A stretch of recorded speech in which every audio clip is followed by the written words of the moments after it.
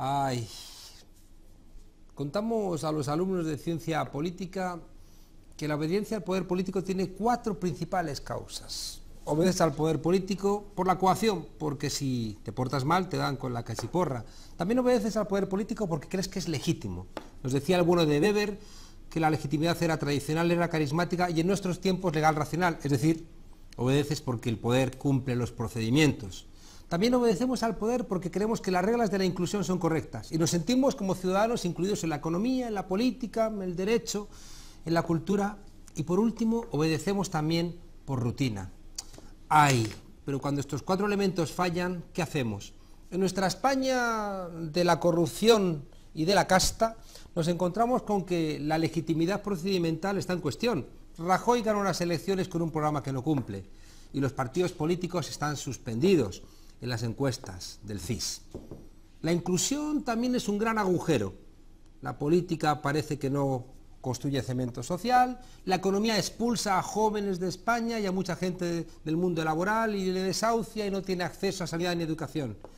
En términos de identidad, tenemos tremendos conflictos con los pueblos de España que no ven un reconocimiento en esa España nacional católica de siempre. Fíjese que lo último también se ha quebrado, que es la rutina. El 15M avisó, se habían roto las rutinas en este país, pero no lo quisieron entender. Pues entonces, ¿qué queda? Si no queda ni la legitimidad del poder, ni la inclusión ciudadana, ni la rutina, parece que lo que queda es la coacción. Y ahí nos encontramos con el Partido Popular queriendo otra vez convencernos a los españoles de algunas cosas a golpes. Hubo un tiempo en donde aquí las fuerzas públicas se llamaban fuerzas del orden público. Y entendimos que en democracia tenían que ser otra cosa, que tenían que llamarse de manera diferente y ponerse al servicio de la Constitución. En aquellos tiempos decía Fraga que la calle era suya y resulta que a lo mejor Rajoy se ha querido también que la calle es suya, pero no ha entendido que el pueblo ya está consciente en la calle.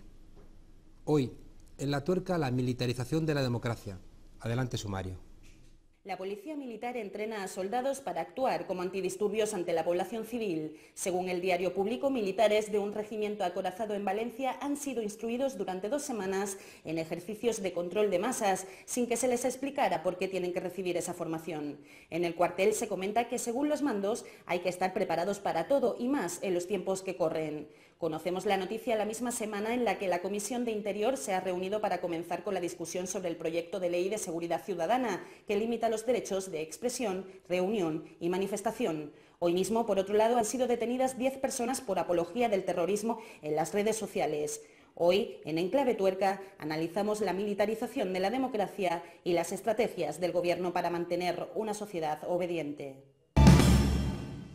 ¿Qué habrán dicho estos muchachos de apología al terrorismo que la buena de Esperanza Aguirre ha insultado a los muchachos y muchachas de Podemos y parece que nadie la detiene? Para hablar de estos temas tenemos como siempre hoy una mesa de súper lujo. Tenemos con nosotros a nuestra izquierda Miguel Álvarez, profesor de periodismo de la Universidad Pública de Castilla-La Mancha. Buenas noches y muchísimas gracias por acompañarnos. Gracias. Tenemos con nosotros al profesor Alejandro Pizarroso, catedrático de Historia de la Propaganda de la Universidad Complutense de Madrid y experto en lo que él siempre define como el corazón de la teoría del Estado, que es la violencia. Buenas tardes, muchas gracias. Muchas gracias por acompañarnos. Tenemos también con nosotros a Maite Martín Laguna, psicóloga de la Sanidad Pública de Vallecas, que desgraciadamente tuvo que ejercer su experiencia con los atentados del 11M. Muchas gracias por acompañarnos. Tenemos también con nosotros a María Serrano de Amnistía Internacional. María, hola, ¿qué tal? Muchas gracias por acompañarnos. Y también tenemos con nosotros al teniente Luis González Segura, conocido porque está dando la cara por todos nosotros en una pelea que ahora nos contará complicada, que tiene que ver con terminar con ese regalo que hicimos al ejército español, que se acostó franquista, se levantó demócrata y al final tiene regustos todavía que solventar. Primera pregunta de 1 minuto, tenemos aquí nuestro reloj de arena.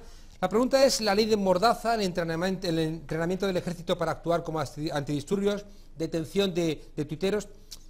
¿Es cierto que el gobierno ha decidido apostar por la coacción y el miedo para conseguir la obediencia? Empezamos contigo, Miguel. Pues eso parece, sin duda alguna. El miedo en política es una herramienta de primer orden desde el principio de la política, ¿no? Maquiavelo lo ha teorizado muy bien, y esto parece sin duda encuadrado en una estrategia general de generar miedo, miedo a la protesta, miedo a manifestarse, miedo a significarse, quieren que tengamos miedo a retuitear, ¿no? Como parece que anuncia la reforma del Código Penal, a retuitear una manifestación y a que nos quedemos calladitos y soportemos lo que nos llegue. Profesor Pizarroso. Bueno, a todas emplea la expresión ley de mordaza. La gente no sabe muy bien de dónde viene esa expresión, ¿no? De las Gagging Acts, que son la Treason Act de 1817 y la Seditious Meeting Act de 1819 bajo el gobierno de Lord Wellington, Sir Arthur Wesley, que nos sacó las castañas del fuego contra Napoleón. Y son exactamente iguales y tienen la misma razón. Y voy a decir muy breve, yo siempre concibo como una especie de triángulo equilátero la vida política o social. Por un lado hay una que concuerda casi con esos 4 puntos que tú has dicho que nos hacen vivir la política. La base sería la economía, es decir, la producción de bienes y servicios de los que tenemos que vivir. O uno de los lados sería la violencia. Sin violencia es imposible larga masa social.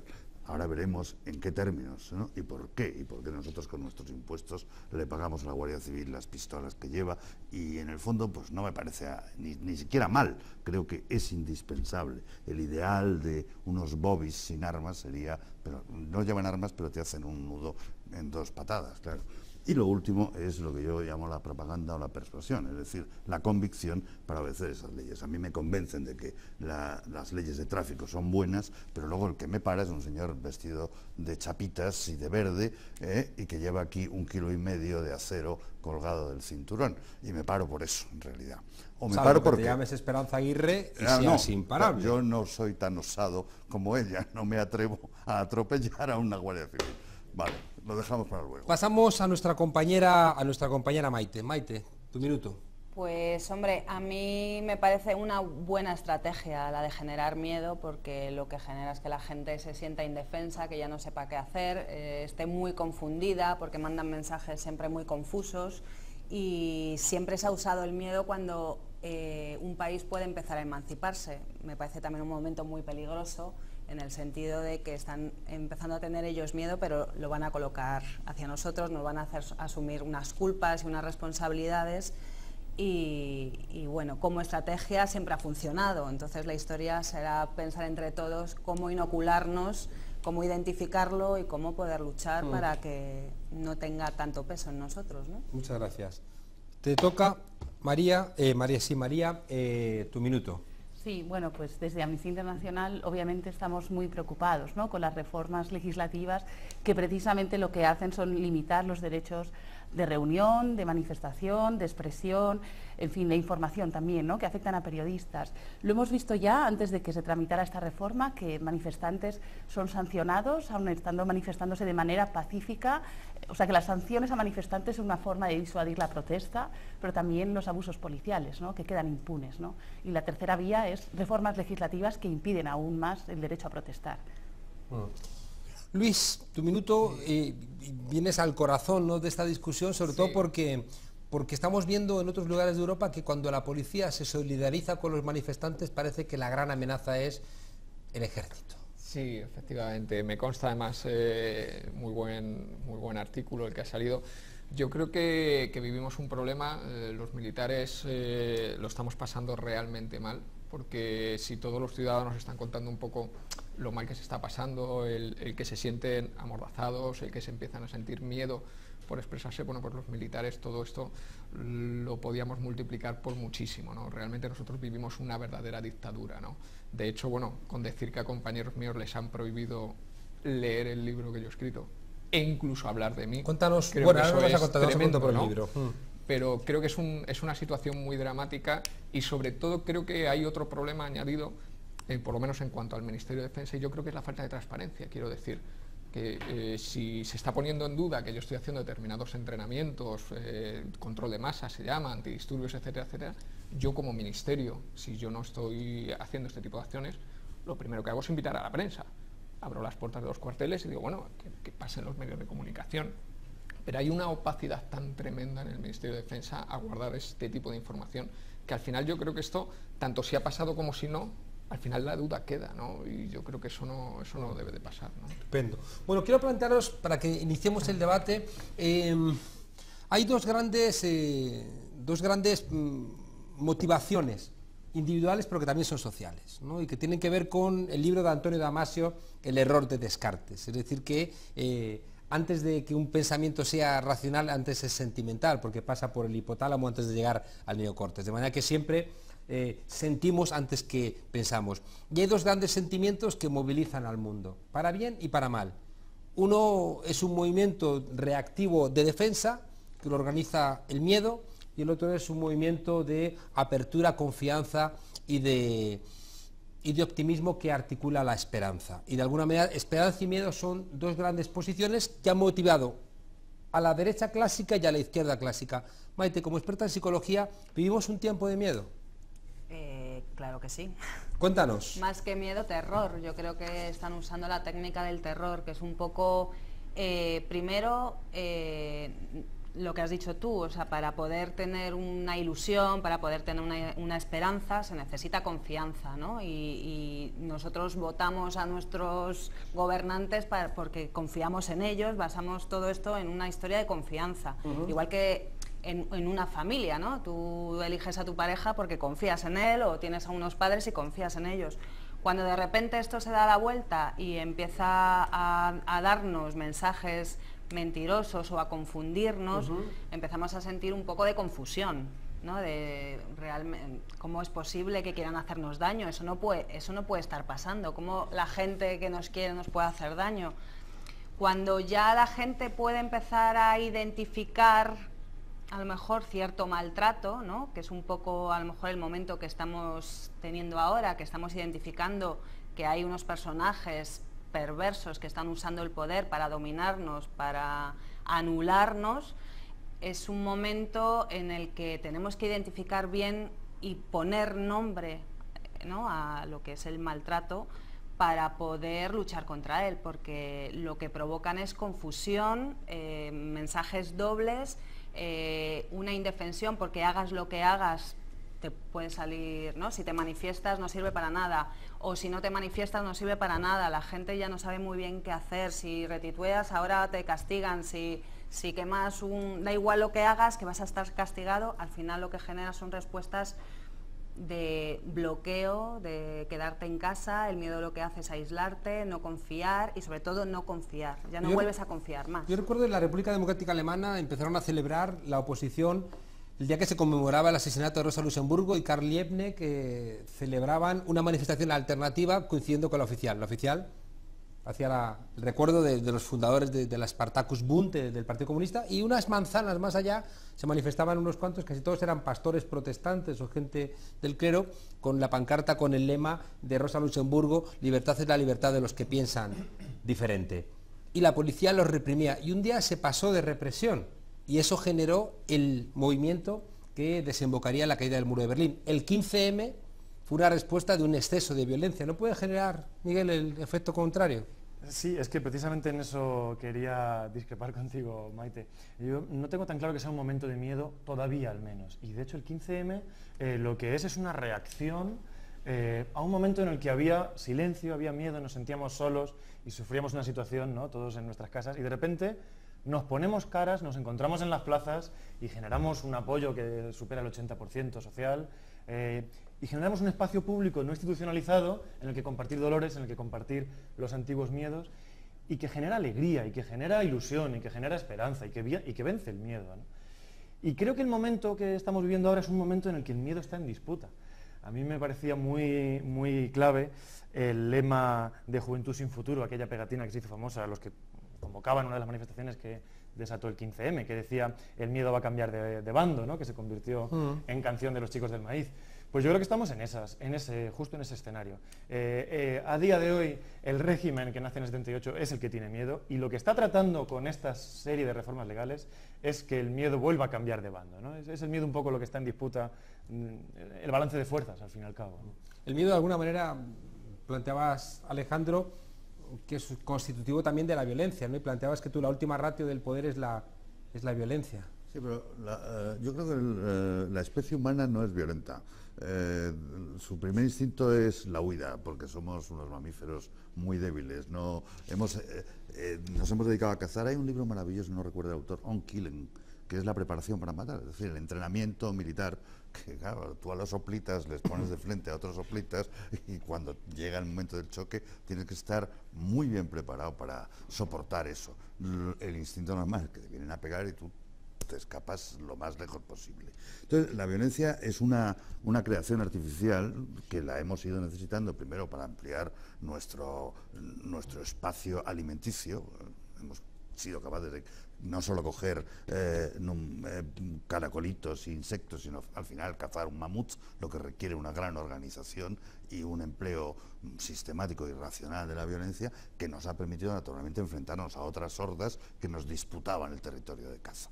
Y ahí viene ya la violencia organizada. Y esa, en el momento en que la actividad económica deja de ser la caza y la recolección, empieza a ser la agricultura y la ganadería, y multiplicamos las reservas, se convierte en un elemento esencial de la argamasa del poder político. Eso no quiere decir que sea malo en sí, ¿eh? Es decir, nos sirve para protegernos de otra horda, pueden atacarnos, pero para mantener un orden, porque claro, a mí me parece muy bien que haya guardias civiles en las carreteras, aunque me joroba cuando me pillan corriendo a más de 120, pero me parece muy bien y me parece que mis impuestos están bien empleados en ese caso y que lleven su pistola por si acaso. Pero aquí está el problema del límite de dónde está esa legitimidad o no del ejercicio de la violencia, ¿no? Aquí tenemos a un militar, yo he trabajado con muchos militares y estoy convencido que sí, muchísimos de los que yo conozco, y no estoy hablando de jóvenes, sino de gente que todavía se le nota el pelo de la dehesa incluso, le dicen que le van a poner a reprimir manifestaciones y les sienta como un tiro, nunca mejor dicho, no les gusta.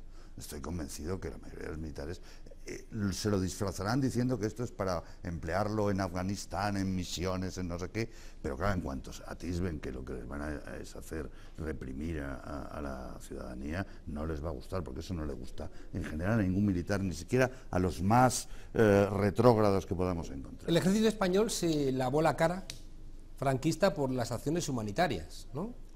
Sí, bueno, y por la unidad militar de emergencias, ¿no? Yo creo que la unidad militar de emergencias ha contribuido mucho a cambiar la imagen de las Fuerzas Armadas, aparte de una campaña de marketing espectacular. Quiero decir, hace poco en verano estábamos viendo a Carlos Sainz subido en un carro de combate en la base militar del Goloso, ¿no? Está claro que todos los 24 o 25 de diciembre pues vemos a los militares en zona de operaciones, alejados de sus familias, celebrando la Navidad, y bueno, yo creo que ese mensaje, esa campaña de marketing que ha empezado a hacer las Fuerzas Armadas, el Ejército de Tierra, yo creo que lo han hecho muy bien, ¿no? Ha calado bien y bueno, la imagen pública de hecho de las Fuerzas Armadas hasta hace poco, bueno, pues era la institución más valorada junto con la Guardia Civil, ¿no?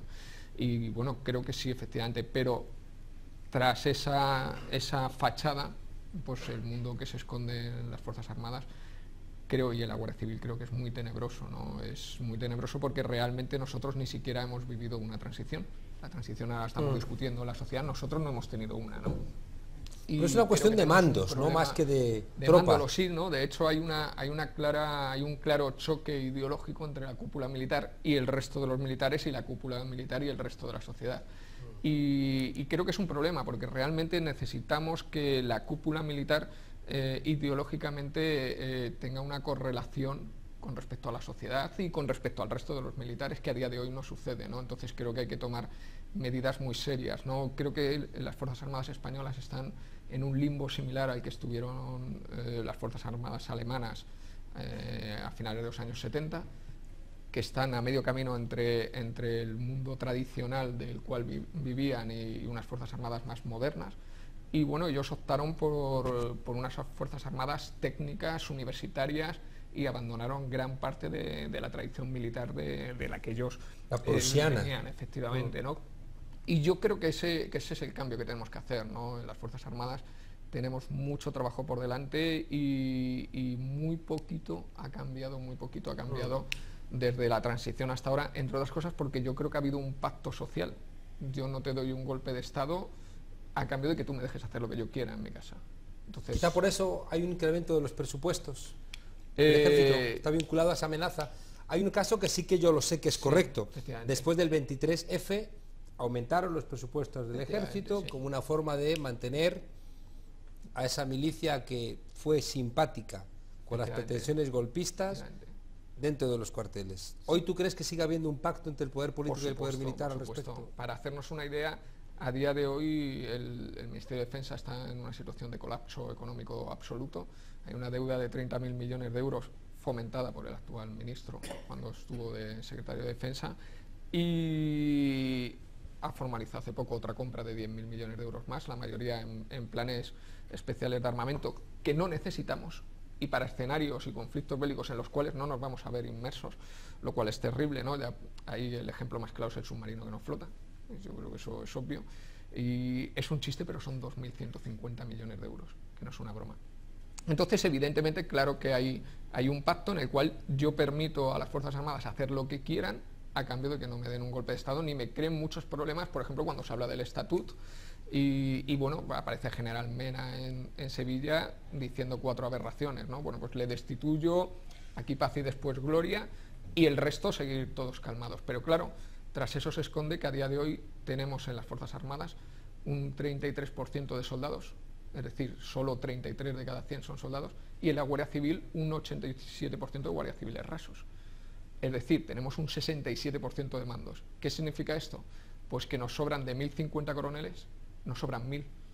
De 250 generales, nos sobran 230. Hay más jefes los que estamos indios. pagando, efectivamente, ese es el problema, ¿no? Tenemos una cúpula militar preparada para un ejército de reemplazo, 400, 500.000 soldados, pero solo tenemos 43.000 soldados. Entonces, claro, esto es un disparate, ¿no?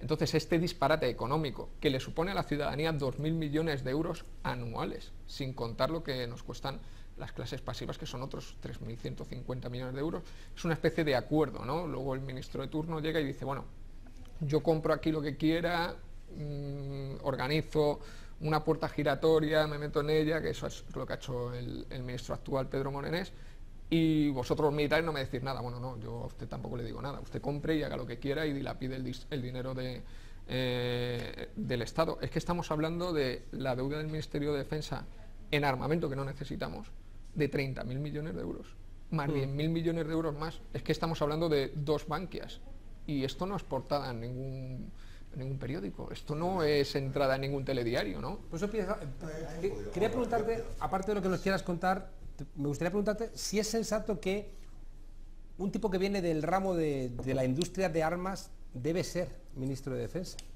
como ocurre con Morenés, o hay una colusión de intereses ahí. Podría ser sensato, pero no lo es en nuestro caso por otras razones. Pero vamos a ver, el problema, España tampoco gasta tanto, estamos en un 0,9 que naturalmente si sumas clases pasivas y todo eso, pega un salto. Y hay un problema de encuadramiento enorme, es decir, encuadramiento es la proporción eso entre tropa y mandos, absurdo e irracional. Y hay un gasto irracional, por ejemplo, en un arma como el submarino, que es un arma ofensiva, y en cambio, por ejemplo, podríamos gastar más en las fragatas F-100, que puede ser un arma defensiva y que están protegiendo y que sirven para hacer determinado tipo de misiones. O sea, comemos atún gracias a que tenemos un par de fragatas controlando más o menos. Las fragatas son muy caras, pero al fin y al cabo con eso se mantienen Avantia y 20 y tantos mil puestos de trabajo, etcétera, etcétera, más los indirectos. Entonces, ahí tendríamos que racionalizar. O sea, el coste enorme del Ministerio de Defensa es el personal. Y hay un problema de encuadramiento y no hay verdaderamente una voluntad política de organizar esto de manera un poco más racional y de no gastar. Nosotros no necesitamos que sea verdaderamente público, de debate público, qué tipo de ejército necesitamos, porque prescindir de un ejército sería una locura en cualquier caso, ¿no? Y de una policía y de una guardia civil. Entonces, lo que hay que es racionalizar y que la población lo pueda entender. Claro, si yo le digo a un señor, oye, mira, una F-110, las nuevas valen 850 millones de euros, ¿qué quieres? ¿Fragatas o hospitales? De hospitales. Digo, no seas gilipollas, mejor fragatas, porque con los 20 y tantos mil tíos que van a trabajar en esto y sus impuestos, vamos a tener 3 hospitales. En cambio, con una fragata solo tenemos un hospital y además además se acabó. Se acabó la industria y muchas otras cosas, ¿no? Quiero preguntarle ahora a María de Amnistía Internacional si no es verdad que porque hay ejércitos hay guerras y que de alguna manera quizá un horizonte sensato sería reducir el papel de los ejércitos. Pero habéis dicho una cosa que... Están muy reducidos en España, a pesar de todo. Habéis dicho, yo me imagino, un poquitín más reducido, sobre todo de racionalización, ¿no? Pero habéis dicho algo que hay demasiados mandos, pocos soldados, y has mencionado la palabra las levas. No, las levas. Leva. Y hemos invitado a Facu, que se caracteriza por su cuerpo lozano, acostumbrado a hacer la pista americana, a preguntar a la gente si debieran volver a hacer otra vez el servicio militar. A ver qué nos trae. Adelante, vídeo. El frío vuelve a las calles de Madrid y nosotros también hemos venido hasta la céntrica calle de Fuencarral para preguntarles a nuestros jóvenes y a los no tan jóvenes sobre la mili. Si debe volver, si la hicieron, si no la hicieron o si se escaquearon también. Vamos a ver qué nos contestan. ¿Tú has hecho la mili? No. Tú no has hecho la mili, ¿verdad? No. No tienes cara de haber hecho la mili. No. ¿Crees que debería volver? No, porque es muy anticuado, es del medievo casi, ¿no? Me parece bien que se hiciese la mili. Me hubiese gustado hacerla. ¿Usted ha hecho la mili? No, soy inútil. Fui inútil. Inútil, así, tal cual. Inútil total. Usted fue y dijo, hola, yo soy un inútil. Dijeron, váyase usted para casa. Estaba justo por encima del límite de dioptrías. Eso, la lotería. ¿O quería ir? No. Sí. ¿Dónde la hizo? En Bilbao. ¿Y le gustó? No. ¿Y no quiere que vuelva? No. Por descontado. ¿Dónde la hizo? En Alcalá de Henares. ¿Y volvería a hacerla? No. Ya no, a mis años voy a volver a hacerla. ¿Y qué le parece esto que se dice muchas veces de que a los jóvenes nos falta mili, que debería volver la mili? Hombre, es una experiencia como otra cualquiera. Pues es una época que mucha gente en aquella época comía. Que no tenía ni... Exactamente, porque hay zonas de España que no comían bien. Y en cambio en la mili comían todos los días un plato caliente. ¿No? Ah, ok, sorry, thank you. Es un dominio del inglés de aquellos que dicen, madre mía, Facu, qué preparado estás para ser reportero, ¿eh? Es una barbaridad. ¿Y a usted qué le parece que ya no haya mili? ¿Necesitan los jóvenes una mili o mejor como está? Son sentimientos contradictorios. Por un lado entiendo que no es un plato de buen gusto, yo de hecho no me apetecía nada, pero aquello del pueblo en armas tiene su interés. El retirar al pueblo de esa opción tiene su alcance. Creo que no. Es una pérdida de tiempo impresionante. ¿Usted entonces, señora, cree que debería volver la mili? Hombre, en algunos sentidos sí. Por la disciplina, por horarios, por respeto, no era tan malo ni tan fatal. Porque ahora mismo en las escuelas tampoco se está dando ese respeto. ¿Qué hacemos? ¿Que vuelva o que no vuelva la mili? Yo plantearía que hubiera una vía de poder participar como población, como ciudadanía en el ejército. Simplemente porque es un elemento clave en la sociedad y entonces el que esté absolutamente al margen del acceso del común de los mortales tampoco me parece buena idea. Entonces podemos esperar por lo menos hasta que pase mi edad, entonces yo me libro y ya entonces luego ya que vuelva. Lo mismo te gustaría y te quedas dentro, que eso les ha pasado a muchos, que luego Bueno. se han quedado dentro. Bueno, pues lo mismo, ahí está una propuesta de trabajo que me sale. Es que me da pena que ya soy mayor y no he podido ni entrar en la mili ni ser militar porque me hubiera encantado. Pues me sorprende usted, pues muchísimas gracias por sus comentarios. Porque es cierto, pero no solo...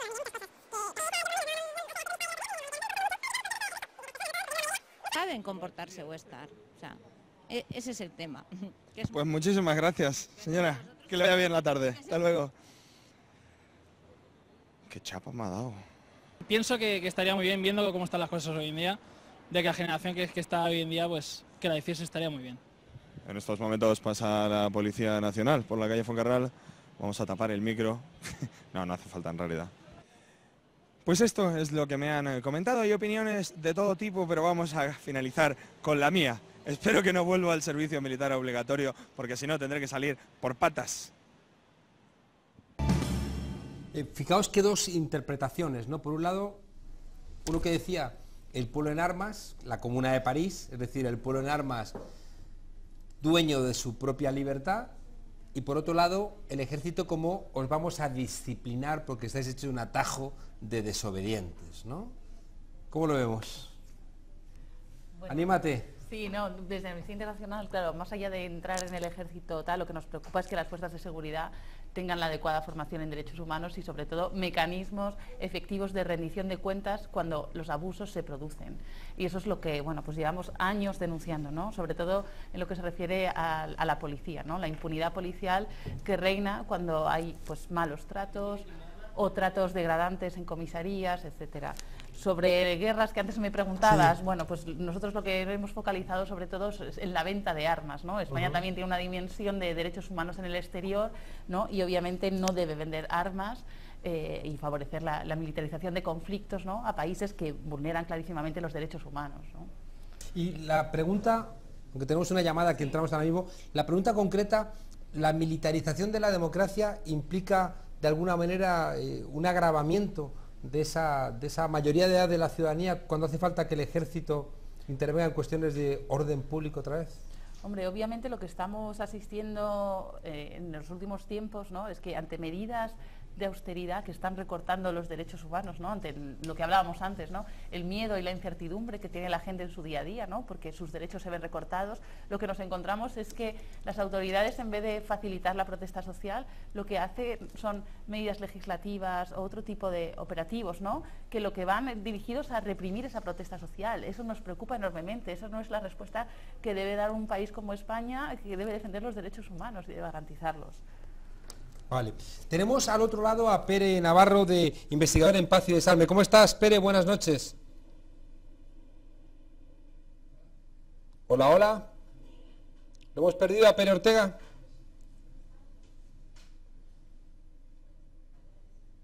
Bueno, ahora contactamos con él. Seguimos un poco con la pregunta. Antes hemos dejado un poco en el aire... por un lado, el papel de los ejércitos en la sociedad. Tú, Alejandro, lo veis como absolutamente necesario, aunque es verdad que, fíjate, absolutamente no hay nada. Pero hay una discusión, es decir, que los ejércitos nacionales están vinculados a los estados nacionales. La propia crisis de los estados nacionales no nos llevaría a repensar los ejércitos nacionales. Mientras no lleguemos a la utopía, donde podríamos prescindir de los ejércitos, los países que no tienen ejército, Panamá, Costa Rica, etcétera, están bajo el paraguas de otros mayores, hacen ahí una cesión de soberanía. Es obvio que si, por ejemplo, la integración europea fuera muchísimo mayor de lo que es, la posibilidad de un ejército europeo con la cantidad de contrapesos que habría ahí sería muchísimo mejor que la opción de los tradicionales ejércitos nacionales. Pero estamos muy lejos de eso, cuando la Constitución, con el Tratado de Lisboa no se puede llegar a eso, y con la Constitución rechazada por holandeses y franceses en el 2004 fue, sí, donde sí estaba, el artículo 43 lo decía muy claro, como iba a ser el sistema de defensa a pesar de que se acogía a la OTAN. En la medida en que eso avance, yo creo que los ejércitos siguen siendo imprescindibles, por muchísimas razones. Porque vivimos en un mundo muy conflictivo, donde la polaridad no está muy clara y vamos a necesitar para intervenir, incluso para acciones humanitarias, incluso en la unidad militar de emergencias, etcétera. Ahora, lo que no se puede hacer es locura, es un problema de racionalización. ¿Para qué demonios quiero yo un submarino? Y encima que se hunda, por muy maravilloso que sea el modelo Scorpene de combustión anaerobia y sean estupendos, me lo sé. Hemos vendido uno a Chile, por cierto, y fragatas hemos vendido a Noruega y a Tailandia. Eso es una pasta, y eso no es armas para reprimir. No, lo malo del comercio de armas es las armas ligeras que vende España, que son muchas, y esas las vende a ni se sabe quién, eso es otra cuestión. Pero entonces, eso yo creo que no se puede prescindir de ello. Pero aquí, claro, la locura es un ejército que tiene una pirámide así, de mandos y tal, que tiene programas de armamento innecesarios para los posibles conflictos y que además falta una política europea de defensa, como no hay tampoco una verdadera política europea exterior, lo cual reequilibraría muchísimo, no solo en España sino en otros países. Sí, Miguel, luego Luis. La interrupción brevemente. Cuando decías lo de la retirada del peso de los ejércitos nacionales, yo creo que de facto se está dando, sin ser un experto en la materia, me gustaría consultar a los que hay en la mesa, pero por otra vía, que es más preocupante, que es por la globalización de unos ejércitos ejércitos privados, ¿no? De la privatización de la guerra.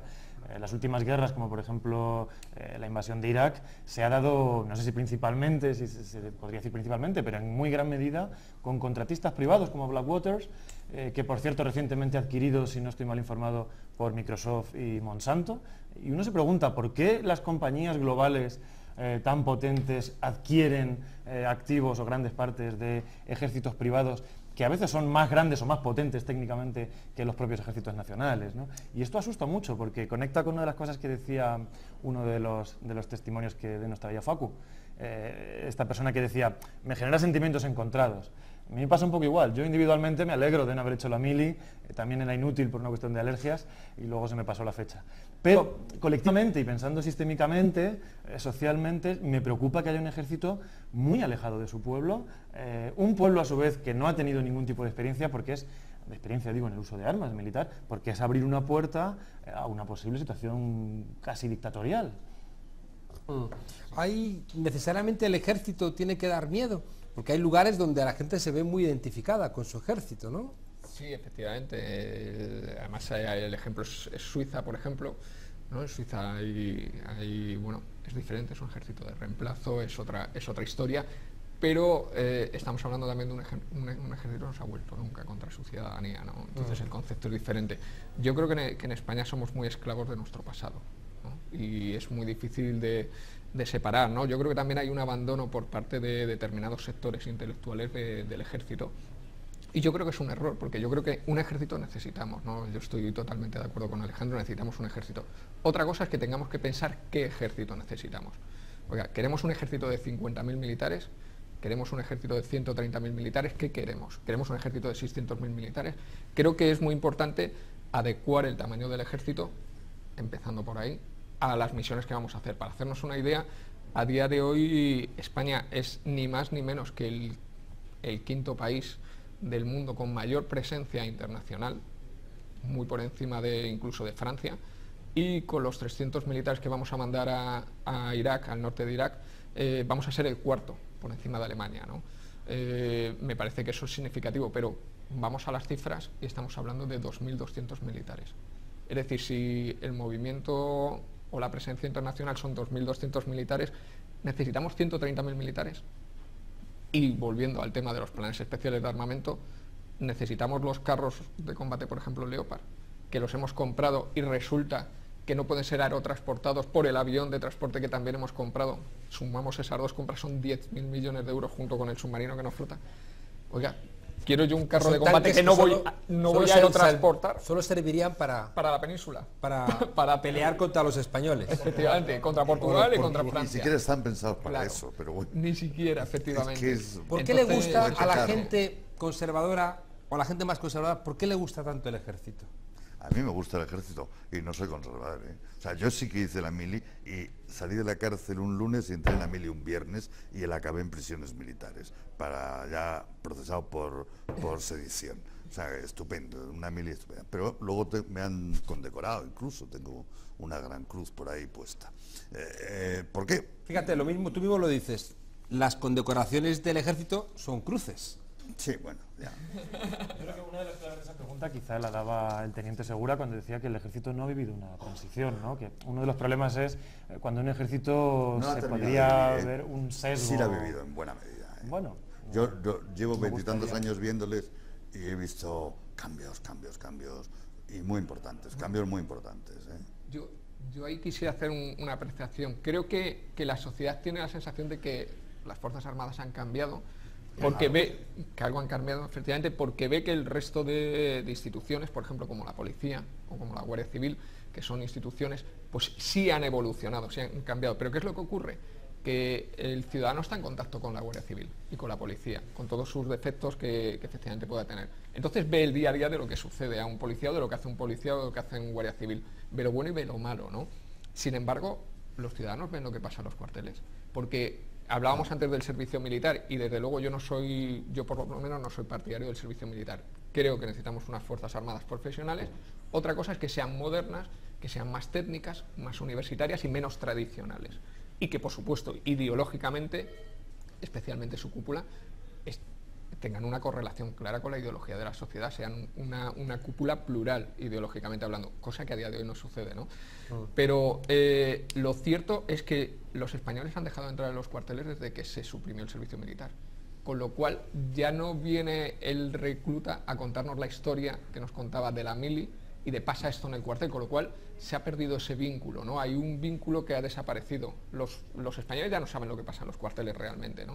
Y lo que pasa realmente, puedo asegurar no que es que terrible. El hecho de que los ¿no? militares españoles, por razones de seguridad, ¿no? salgan de uniforme, no hay ninguna presencia. Yo he ido en Francia de pronto a comer un día a un bistró baratísimo, con un coronel que iba con su kepi y lo deja ahí, comemos juntos. Si yo hago eso aquí en un restaurante de menú, la gente miraría qué pasa con este, ¿no? Pero bueno, pero hay cosas, por ejemplo, yo conozco Saint-Cyr y conozco muy bien la DICOD, la Delegación de Información y Comunicación de la Défense francesa. En Saint-Cyr, un semestre es obligatorio que se haga en una universidad civil extranjera, un Erasmus obligatorio. Saint-Cyr es la Academia Militar francesa. Como de aquí en Zaragoza, en los 2 años de Academia General, un semestre lo tuvieras que hacer en Portugal, en Francia, en Italia, en donde fuera, civil. No estaría mal, ¿eh? Sí, vamos, tenemos al otro lado ya por fin la comunicación con Pera Navarro, investigador en Paz y Desarme. Buenas noches, Pera. Hola, buenas noches. Ortega, mejor. Ortega, vale, Ortega, ¿cómo estás? Pues Ortega, traemos una discusión acerca de cómo en un momento de crisis general, de alguna manera tenemos el miedo de que aumente la represión. La ley Mordaza, por un lado, y por otro lado el uso del ejército en elementos represivos. Y nos estamos preguntando en qué medida eso es real, en qué medida una de las soluciones en este tipo de crisis es utilizar los elementos represivos al alcance del poder para intentar disciplinar a la ciudadanía. Pues yo he sido el primer sorprendido cuando he leído la noticia en los medios de comunicación de que un cuerpo militar ha sido adiestrado precisamente para, digamos así, reprimir a la población en casos de emergencia, porque la verdad es que ese no es el cometido de las Fuerzas Armadas. El ejército está previsto para sobre todo repeler ataques desde el exterior, aunque no hay que olvidar que en casos, y eso es igual para estados democráticos como para estados no democráticos, en última instancia, cuando hay una sublevación que quiere subvertir el orden, el Estado nunca ha dudado en sacar el ejército a la calle para reprimir a la población. Y lo digo porque eso serviría también para el caso español. Y eso es lo alarmante, que ya se lo esté formando, o al menos así ha salido la noticia, de que en Valencia, en una unidad militar, precisamente la que fue comandada por Milán dels Bosch, cuando sacó a los tanques a la calle, en el 23F, pues se ha estado adiestrando a soldados para ese cometido. Aunque las Fuerzas Armadas, bueno, los mandos militares han dicho que esto es para las misiones en el exterior, etcétera, pero no deja de ser preocupante.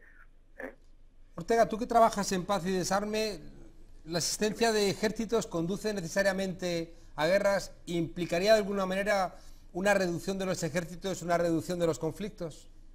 Sí, evidentemente.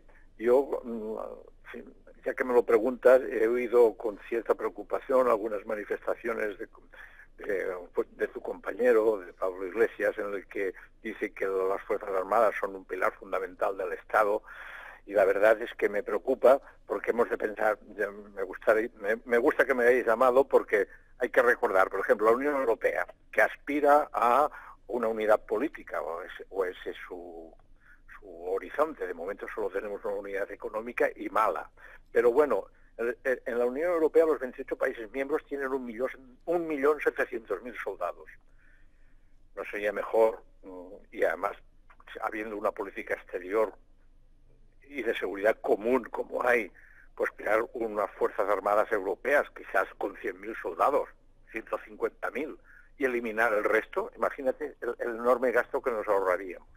Por lo tanto, en el caso del Estado español te diría lo mismo. Tenemos 125.000 soldados. Quizás con mucho menos de la mitad tendríamos suficiente y ahorraríamos un enorme pastón, y aparte de las corrupciones que hay internas, de las cuales otro día me gustaría hablar con vosotros, de esos grandes proyectos de armamentos que no sabemos a qué conducen ni para qué sirven, porque nunca se utilizarán ni en los conflictos en el exterior ni en los interiores. Y eso lo dice hasta los propios mandos de las Fuerzas Armadas. No sabemos para qué sirven los F-2000, el Eurofighter, no sabemos para qué sirven los blindados Leopard, porque si no son para reprimir algún levantamiento popular. En el caso de Cataluña, ahora se ve con preocupación ante lo que ha ocurrido, lo que va a ocurrir esta votación del 9 de noviembre, de que se hayan adiestrado fuerzas, precisamente las de Zaragoza, que son las más próximas a Cataluña. En Cataluña no hay unidades militares, ya se desmantelaron todas y prácticamente lo poco que queda no tiene ningún sentido operativo. Y Ortega, ¿no implica eso? ¿No sería una prueba evidente de que conviene tener ejércitos democráticos donde realmente haya un control de lo que ocurre dentro de los cuarteles, donde haya una relación más fluida y no el planteamiento de decir los ejércitos fuera, se los dejamos a la extrema derecha y que allá ellos se apañen como puedan? En España el ejército es democrático, yo ya parto de esa base, ya sea depurado, ya no existen mandos de la época franquista, han pasado, o se han muerto, han pasado todos a la reserva ya. Lo poco que queda, en ese sentido, seguramente ya hay alguna fracción, algún mando, digamos, escasamente democrático, o que aún vive del pasado, ¿no? Del pasado franquista. Pero en general es un ejército democrático. Eso no cabe para mí no me cabe la menor duda. Pero lo preocupante es que pervivan, no sé si en el gobierno o en los mandos militares, hechos como este que se ha producido, del que se está adiestrando a Fuerzas Armadas para reprimir, para que actúen en manifestaciones. A mí eso lo que me preocupa es que seguramente las mareas, o cuando ha habido llamamientos a rodear el Parlamento en el Congreso de Diputados o en el Parlamento de Cataluña, pues en un momento dado pues no pudieran actuar en ese sentido. Y eso sí que es lo alarmante. Lo alarmante es que haya posiciones dentro, no sé si es una demanda del gobierno Rajoy, o ha sido una cuestión puramente militar. Si es puramente militar, aún es más grave, porque quiere decir que ha sido una acción unilateral de algún mando militar que está adiestrando al ejército en estos cometidos. Tenemos con nosotros, Ortega, al teniente Gonzalo Segura, que te quería plantear una cuestión. Adelante, Luis. Sí, yo como militar, además que soy en activo, aunque no creo que me quede mucho, esta mañana he estado en Barcelona y sí que me gustaría preguntar, porque yo he tenido la sensación de que hay miedo en Cataluña al uso de militares en un momento dado. Lo digo porque he hablado con 3 o 4 personas esta misma mañana y me han transmitido ese miedo. De hecho, parece ser que había un convoy en la A2, no sé exactamente el punto en el que estaba, un convoy militar, y ha cundido la sensación de alarma, ¿no? Desde mi punto de vista, yo creo que eso es totalmente intolerable, en el sentido de que yo creo que las propias Fuerzas Armadas tienen que hacer porque esto no sucede. Y la pregunta es, ¿hay miedo de verdad? O sea, ¿o es algo que he podido yo captar de forma errónea? Yo creo que es una alarma infundada. Lo cierto es que se ha detectado un convoy de 15 camiones blindados, pero camiones de transporte, tampoco son blindados en el sentido de un tanque, que se dirigían a Cataluña. Pero yo he visto las fotos y no son armados, o sea que son de transporte. Y eso crea alarma, porque claro, en estos momentos de incertidumbre en que se quiere hacer la votación y que puede haber movimientos por parte del gobierno español de impedirlo, pues claro, se ve con alarma.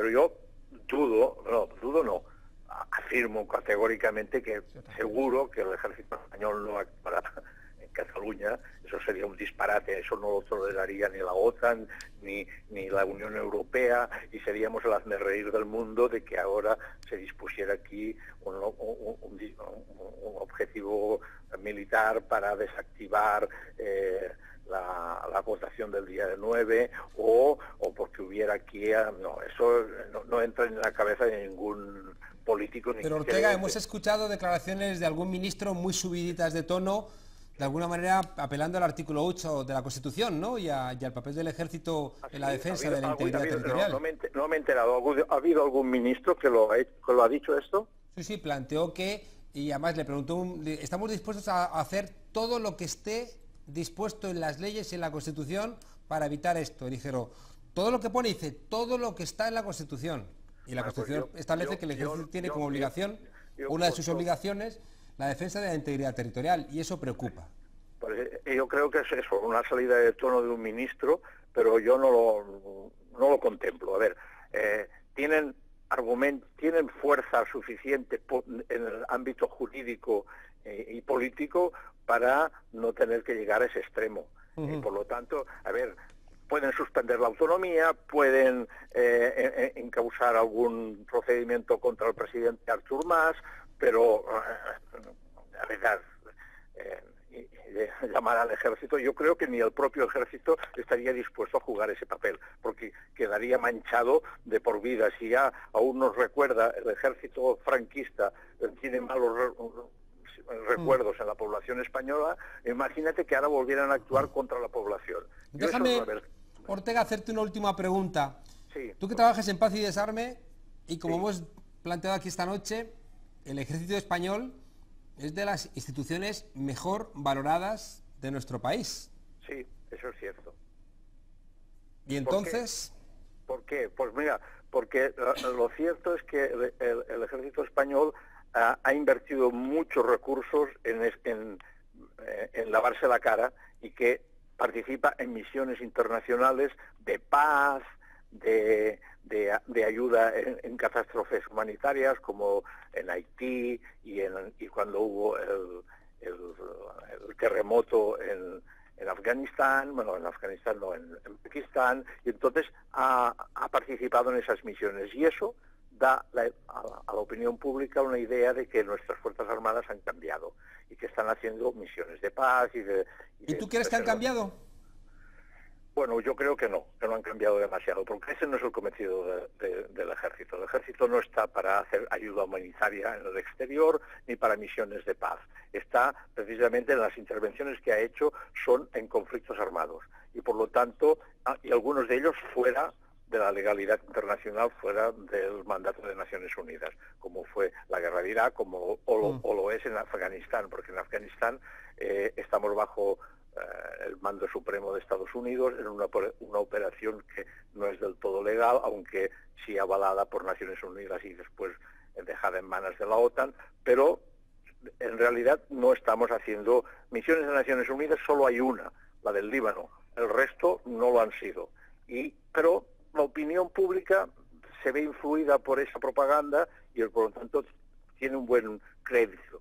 Ahora, ¿cuántos soldados han participado en el exterior en todas estas misiones? Pues no un máximo, han salido 4.000, a un máximo, y tenemos 124.000. Los cambian cada 4 meses.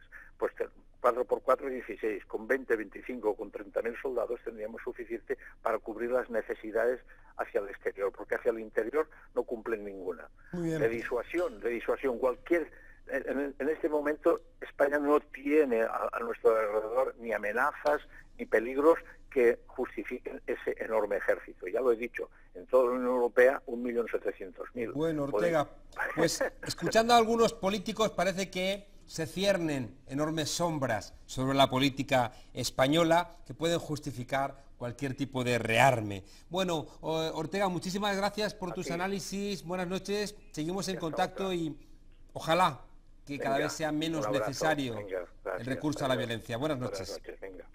Hasta pronto.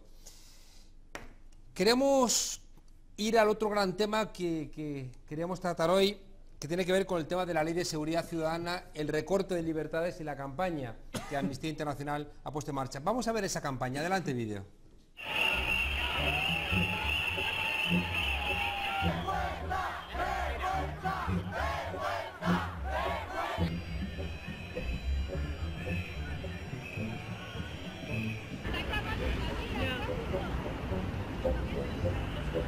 Y no nos puedo grabar en este servicio. ¡Fuera! ¡Fuera! ¡Libertad! ¡Libertad!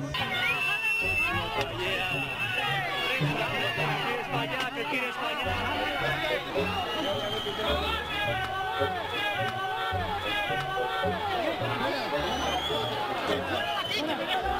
No me has visto, ¿verdad? Ponte el chaleco. Vamos. ¿Quieres chocolate? No puedes tocar la cámara, estoy trabajando.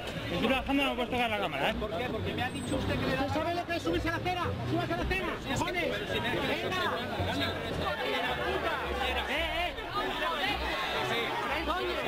Para allá. Tira para allá. Estás en todas siempre. Pues claro que estoy en todas, estoy trabajando.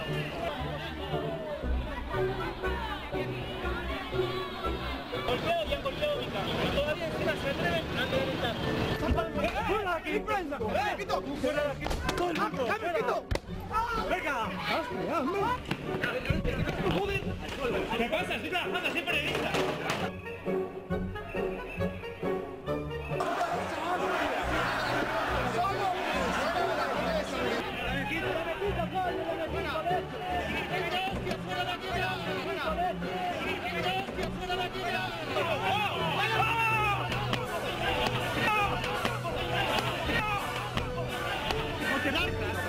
Quiero que me llame una ambulancia, hostia.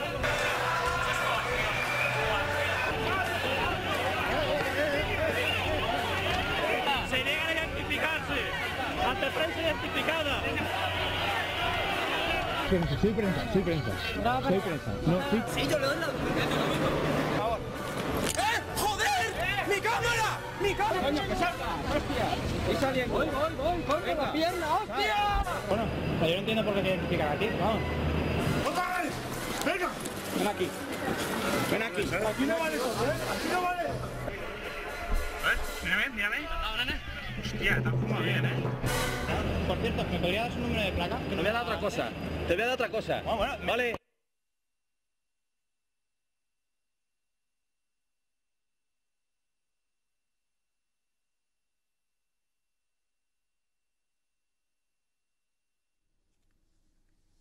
Terrible, ¿no? Uno tiene la sensación de que todo lo que había ganado la Policía Nacional durante todos estos años, parece que la unidad de antidisturbios está dispuesta a tirarlo.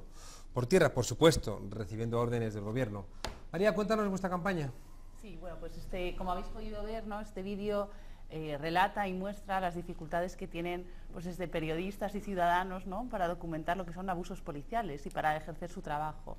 Y obviamente esto es algo que hemos constatado pues, en los últimos tiempos, ¿no? Cuando ha crecido también más la protesta social ante las medidas de austeridad adoptadas por el gobierno.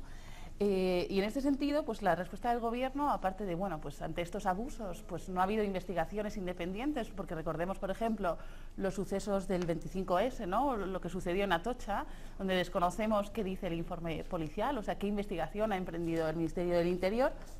Además, el Gobierno legisla con una iniciativa que está ahora mismo discutiéndose en el Parlamento, en el Congreso de los Diputados, de manera bastante rápida y sin el tiempo necesario para analizar bueno, pues una ley tan importante y una medida que afecta a derechos fundamentales.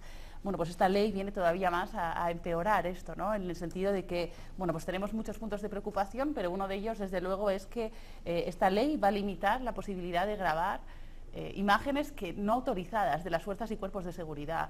Y esto nos parece que ataca directamente a la libertad de información, ataca bueno, pues a los periodistas, a los ciudadanos que quieran grabar, ¿no? Sin estos vídeos, muchas de las actuaciones policiales quedan impunes, ¿no? Sabemos lo difícil que es perseguirlas a nivel judicial y a nivel también disciplinario, ¿no? Y que las víctimas sean reparadas.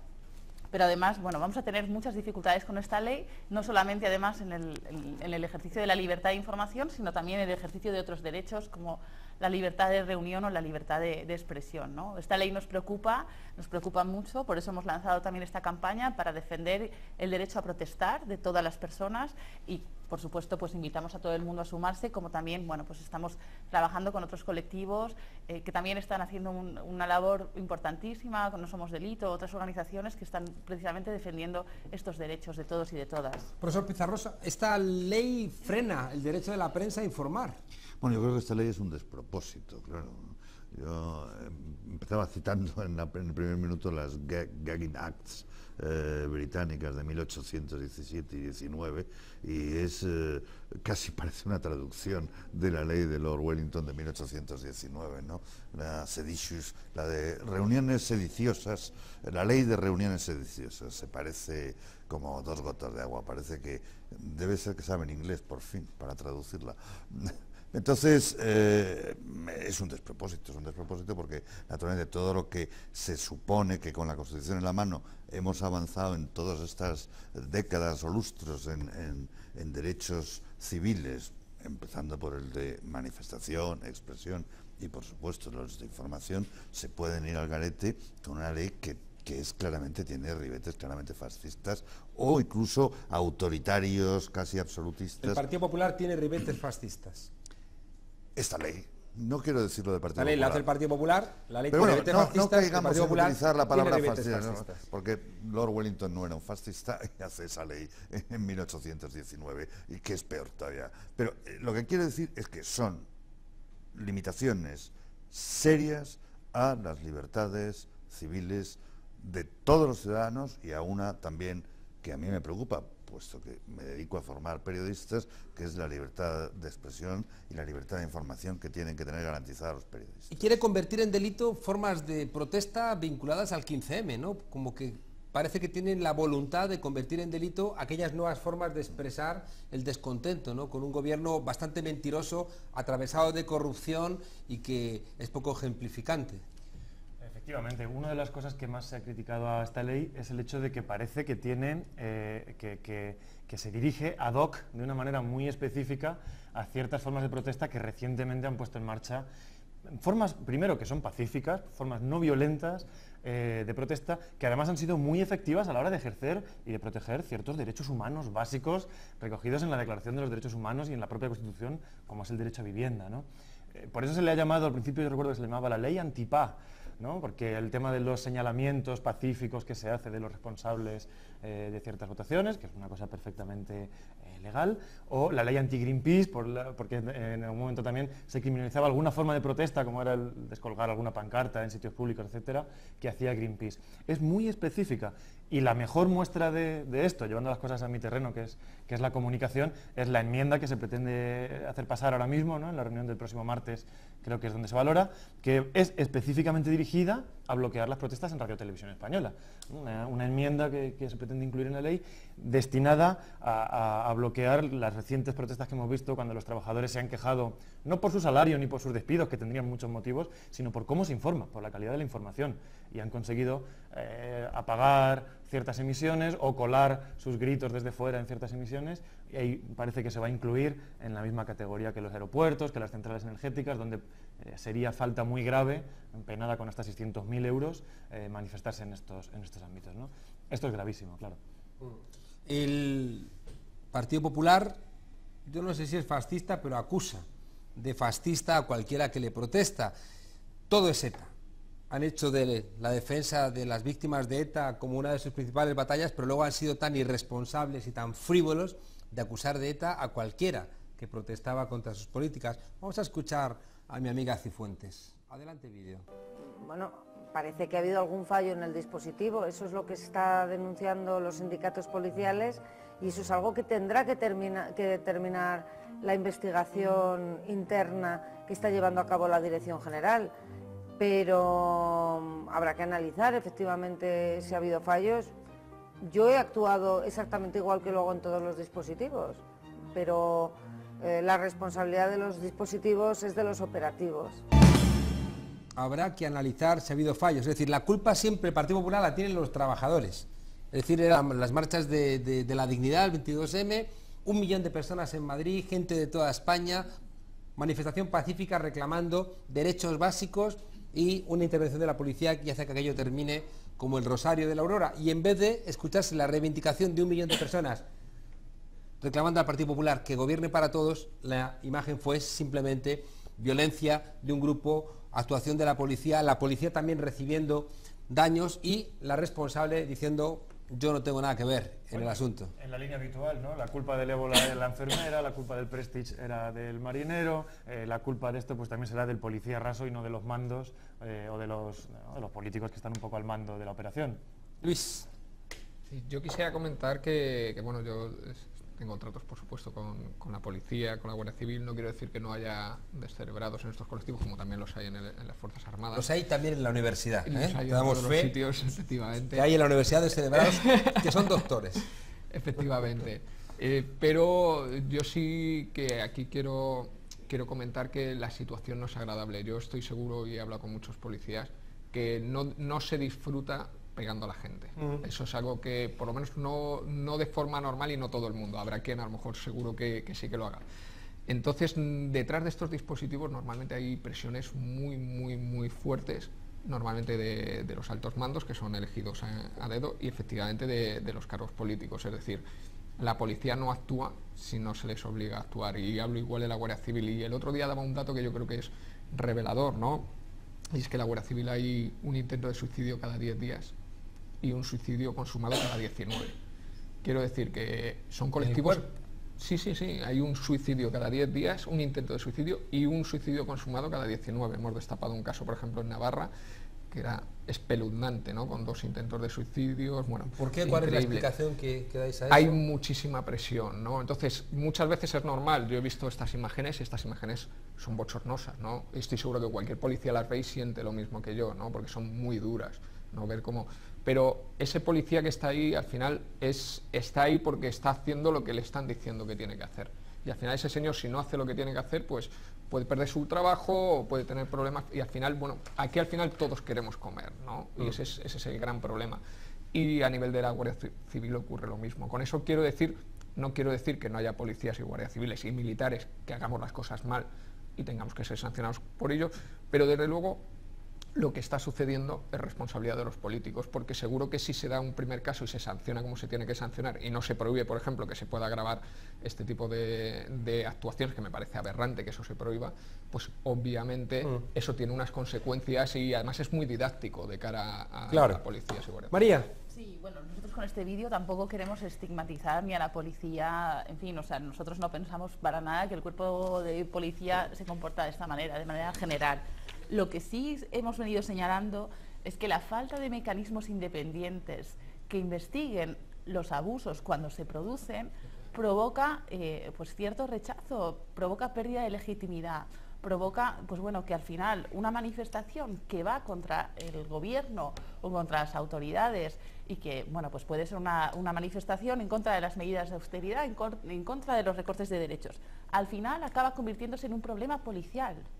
Y este es el gran problema, ¿no? O sea, queremos una policía que proteja los derechos humanos, queremos unas autoridades que respondan y rindan cuentas ante los ciudadanos, y queremos derechos humanos en las reuniones y manifestaciones. Queremos también que la policía se la forme para facilitar el derecho de reunión pacífica, no para disolver una reunión. Claro que en unas manifestaciones puede haber personas que normalmente son grupos reducidos, porque no olvidemos de que estamos hablando de que en su mayoría son protestas pacíficas. Hay grupos reducidos pues de gente que a lo mejor quiere reventar la concentración y que actúa de forma violenta, pero eso no implica que la policía tenga que automáticamente disolver una reunión o una manifestación. Hay formas de controlar a esas personas, ¿no? Luis. Claro, quería hacer una reflexión en este sentido.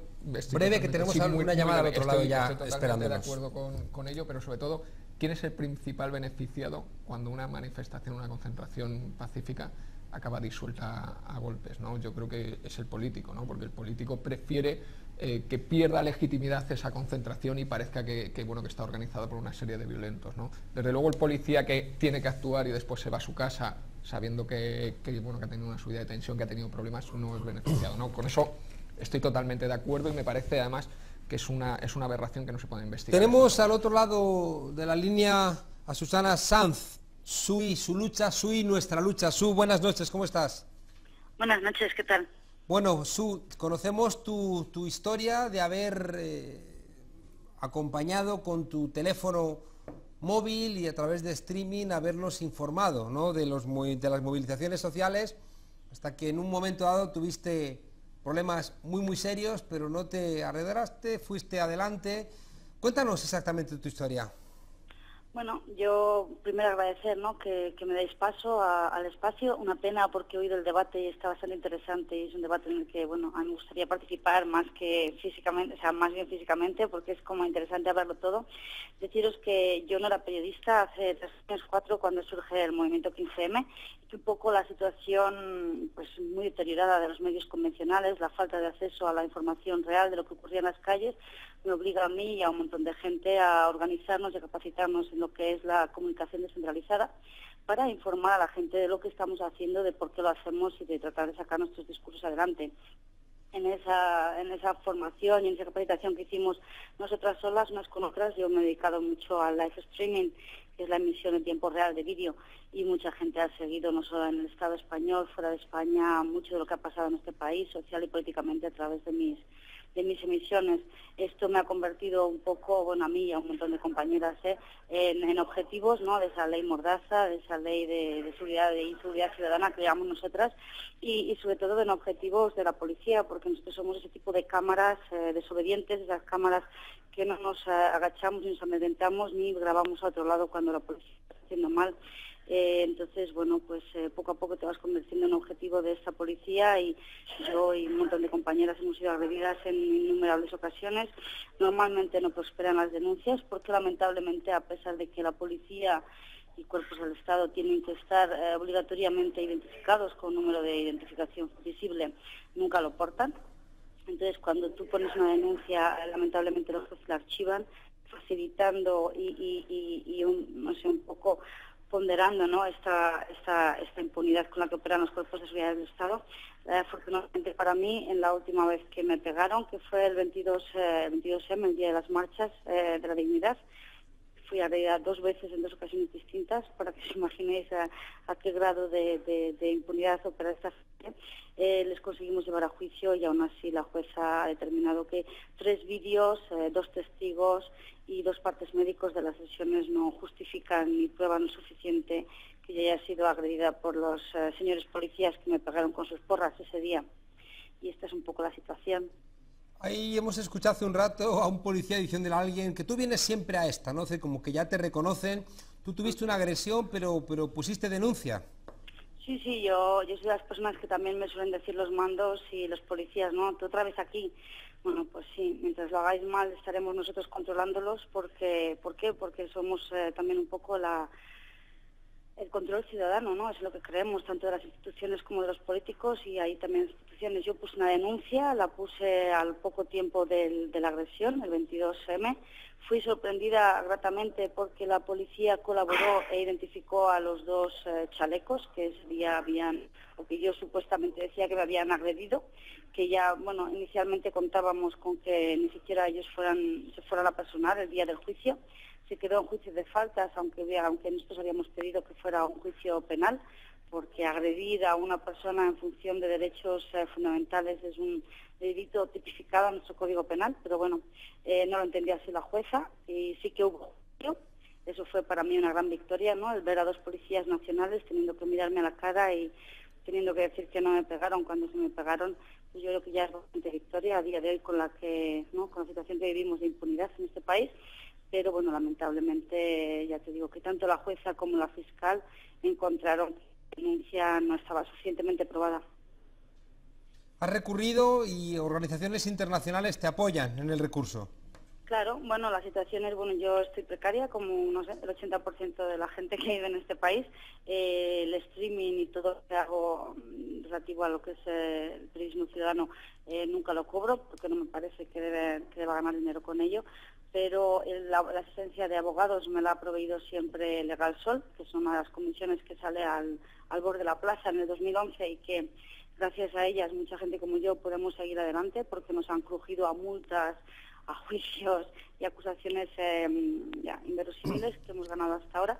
Y entonces lo que es la parte legal yo no tenía problemas porque ellos siempre trabajan gratuitamente por nosotras, pero cuando yo me planteé recurrir la sentencia, es decir, elevar el recurso a la audiencia provincial para decir, oye, es que no me creo que no encuentren que haya una agresión aquí, cuando hay 2 números de placa, la policía se persona, ratifican que ese es su número, es el número que estaban ellos portando, que estaban en la zona, que era en el destacamento que yo decía que me había agredido, las horas, los espacios, todo confirman. Ya te digo que hay 3 vídeos que se ven las versiones, 2 testigos y aún así dicen que no hay agresión. Bueno, yo soy muy cabezota, los que me conocéis ya lo sabéis, y decidí seguir buscándolo, pero Legal Sol me advirtió de, oye Susana, si pierdes este recurso, y es probable que lo pierdes, te van a trasladar los costes de los abogados de la defensa, es decir, los abogados de la policía. Como son 2 y como querrán dar una lesión, probablemente inflen las facturas, entonces estate preparada para un coste, ¿no?, en esta parte del proceso. Yo pues no quería recurrir, pero no quería, además de haber sido humillada y dejada, ¿no?, por la policía y por el Estado y por la justicia española, además encima, ¿no?, poner dinero para intentar conseguir la justicia. Entonces, bueno, pues investigué a nivel internacional qué fondos había para financiar o para ayudarnos en esta ocasión. Sí, ha sido muy difícil encontrar el dinero porque lamentablemente España está en el espacio de la Europa de las libertades, entonces te lo digo con bastante sarcasmo y poniéndolo entre comillas, con lo cual no tenemos acceso a fondos de protección del periodismo o a protección legal del periodismo. Sí encontré afortunadamente una organización holandesa que se llama Free Press Unlimited, que son los que me han concedido hasta un tope de 2.000 euros para, bueno, en caso de que perdamos el recurso y se me trasladen los costes de esta defensa de los policías, pues que no recaiga en mi bolsillo y se pueda seguir denunciando esta situación, ¿no? Esperemos, Susana, que el resultado sea favorable a la justicia. Y qué decirte, nos vemos por las calles. Muchas gracias, Susana. Gracias a vosotros. Hasta luego. Buenas noches. Maite, trabajar así no parece muy sensato. No, la verdad es que no. Yo lo que quería remarcar un poco es que en todo esto hay una estrategia global, ¿no?, que es un poco el desmantelar todo este movimiento que está habiendo en las calles, por la lucha de la vivienda, por la lucha de una educación, por la lucha de una sanidad, por una lucha de la justicia, ¿no?, que debería ser como lo básico que tendríamos que tener todos, y eso, vamos, básico. Hacen bases de datos, es decir, otra vez va a haber sospechosos habituales, ya está ocurriendo en sitios. Hay sospechosos habituales donde sin ningún tipo de prueba, como sospechoso habitual, la policía te visita, incluso a veces en algunos lugares te detienen previamente. Eso siempre se ha hecho así, en todas las circunstancias. Yo estaba pensando todo el rato en el G8 de Génova. O sea, en el G8 de Génova se intentó desmantelar todo bueno, de hecho se consiguió desmantelar el movimiento antiglobalización. Se usó una militarización de la policía.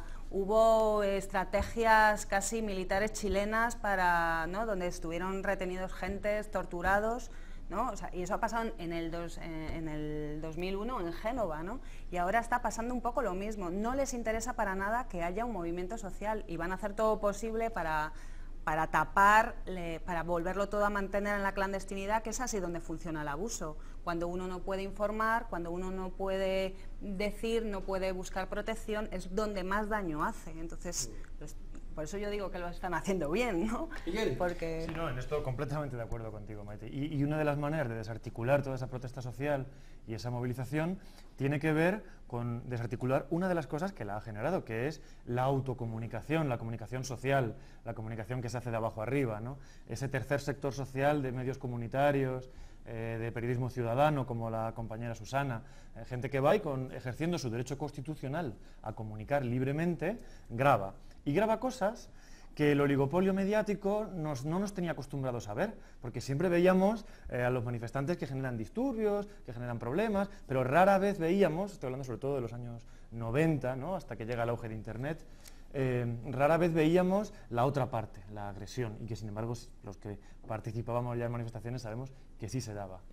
Viene el auge de Internet, vienen los nativos digitales, la comunicación ciudadana, las redes sociales, y empezamos a visualizar, sobre todo muchas veces gracias a este tipo de periodismo, estas situaciones, y sirven para denunciar, como muy bien ha demostrado la campaña de Amnistía Internacional. Y entonces la llamada ley Mordaza, ley de seguridad ciudadana, una de las cosas que pretende enfrentar es esa, pero hay otras muchas medidas. Hay que mencionar, por ejemplo, el tema de los chalecos blancos, que se está promocionando desde el Ministerio del Interior en colaboración con asociaciones privadas de prensa a las cuales pertenecen un club privado al cual un periodista puede estar o no estar, ¿no? Y entonces ahora parece que vamos hacia un escenario de periodismo de uniforme, en el cual si tú llevas el uniforme oficial, el chaleco blanco, estás un poco más a salvo porque se sabe a qué club perteneces. Pero también se van a portar mejor los policías si hay cercanía de alguien que puede dar fe de su comportamiento. Quería preguntar, profesor Pizarroso, ¿dificulta la tarea del Estado que no puedan ejercer los antidisturbios su tarea? No, desde luego que no. Es decir, los antidisturbios tienen una tarea precisamente cuando hay disturbios, cosa que sucede en un porcentaje ínfimo de todo tipo de manifestaciones, que son en el 99,9% periodo, diría casi, pacíficas.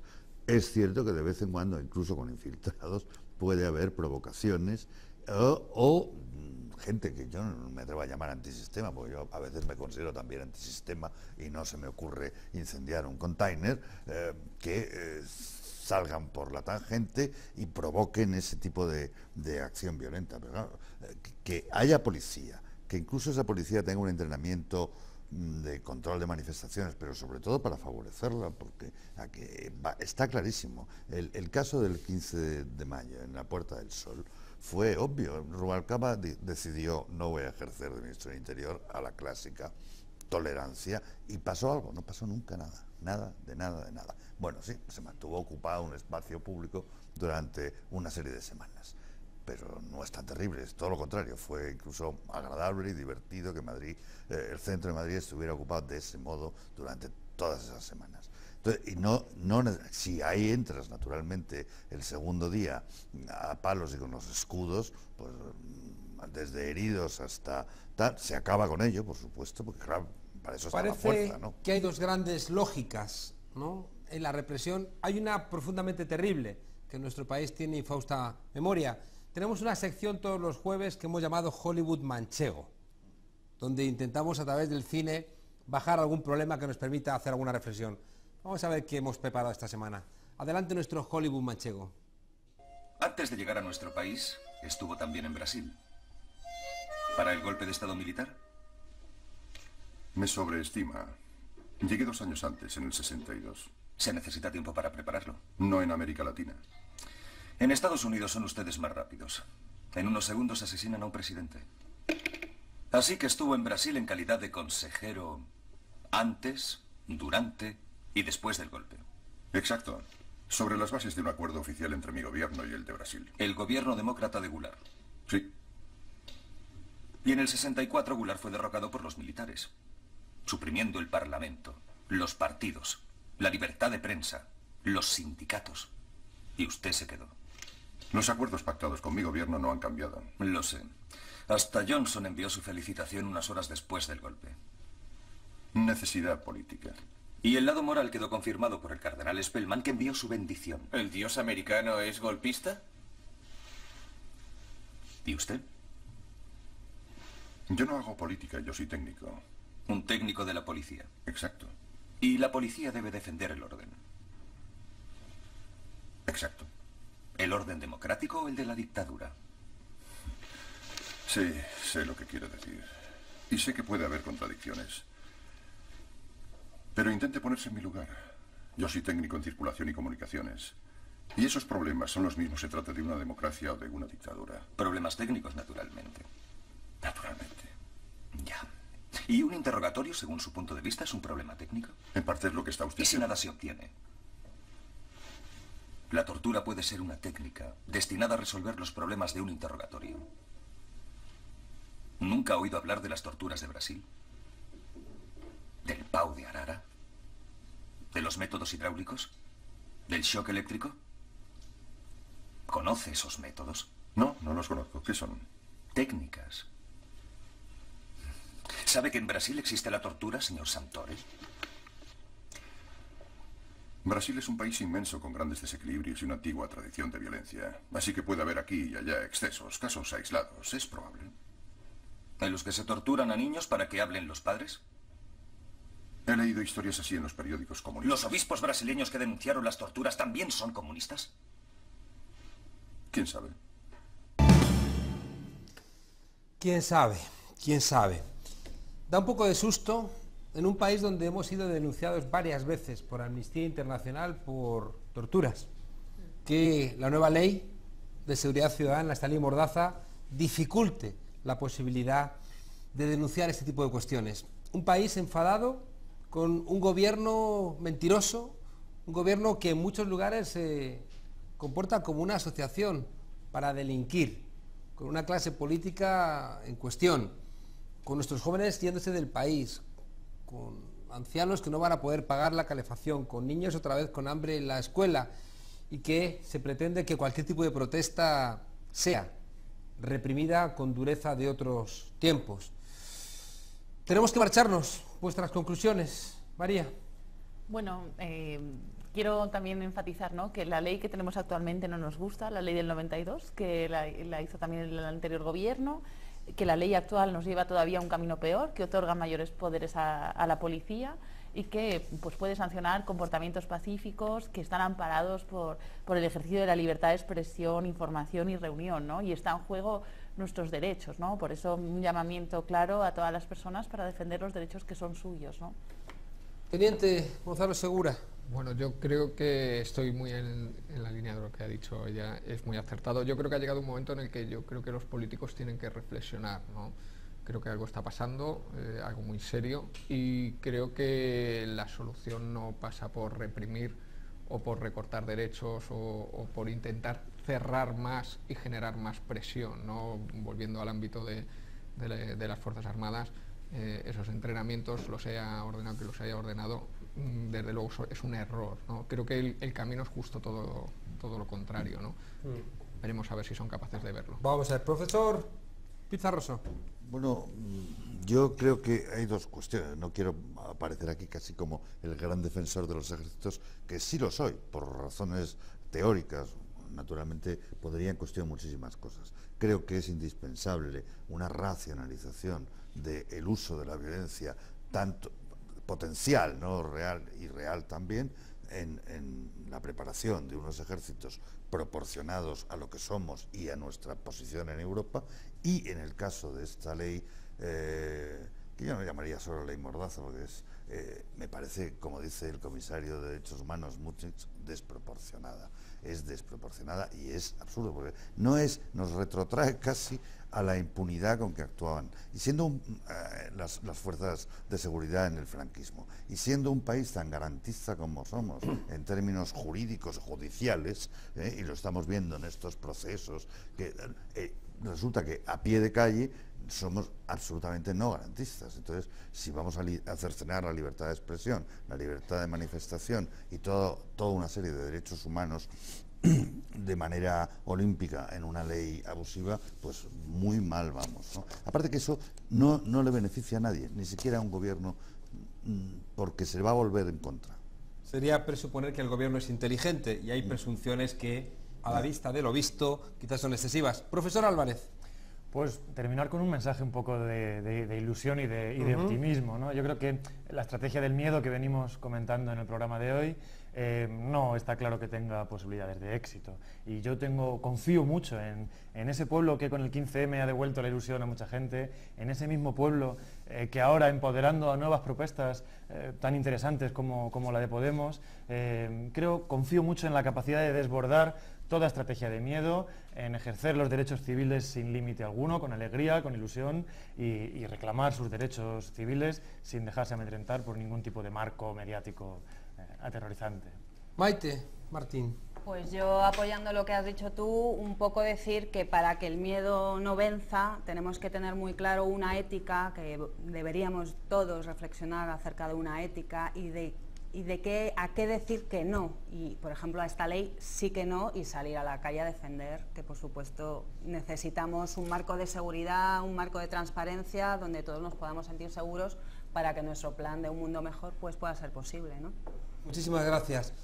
Terminamos la tuerca con nuestro Tuerca Sound, con los compañeros de Georgie Siset y Christine Digi Saiko. Es la hora. Nos despedimos nosotros también con un mensaje de esperanza. Somos conscientes de que no es la primera vez que paramos alguna barbaridad.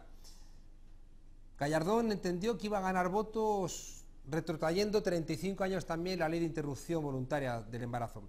Y fue la memoria de las mujeres la que se acordó de que las luchas de ayer son los derechos de hoy y que las luchas de hoy van a ser los derechos de mañana. Con el ejemplo de esas mujeres que tiraron de memoria para saber que tenían que volver a salir a la calle a confrontar a Gallardón, podemos optimistamente pensar que quizás es momento de volver a hacer lo mismo, ante una ley que quiere otra vez poner en la boca de Rajoy aquella frase de su jefe, que fue ministro de Franco y firmó sentencias de muerte, Fraga, cuando dijo: la calle es mía. Nos vemos aquí la semana que viene en La Tuerca, ya saben, la única tertulia sin miedo y con memoria. Hasta la semana que viene.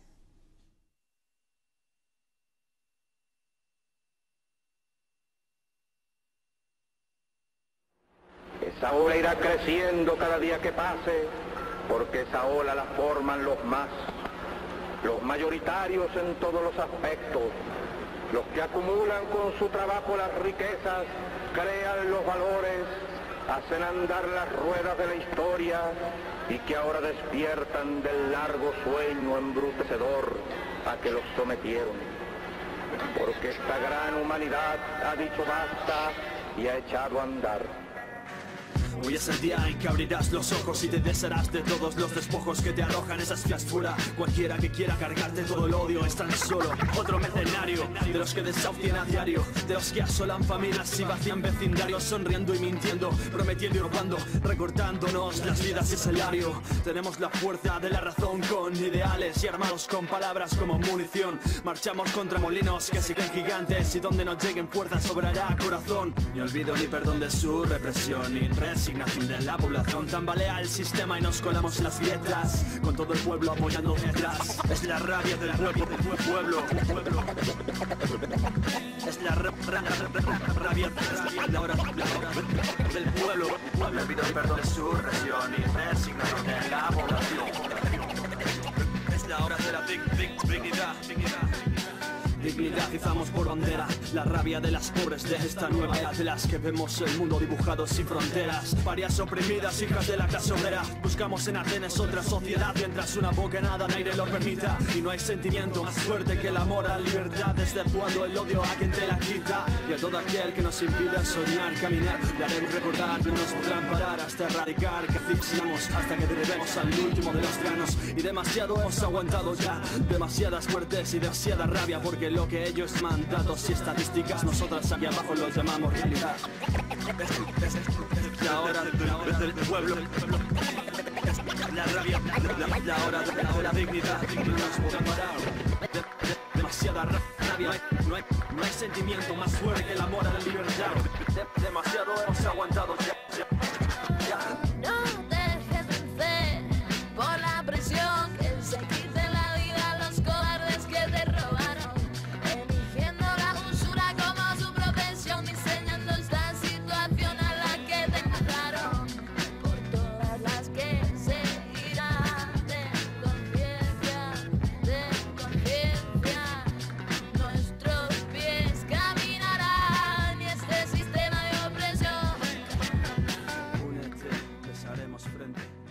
Marchando en cada capital, en cada barrio, en cada casa, en cada escenario.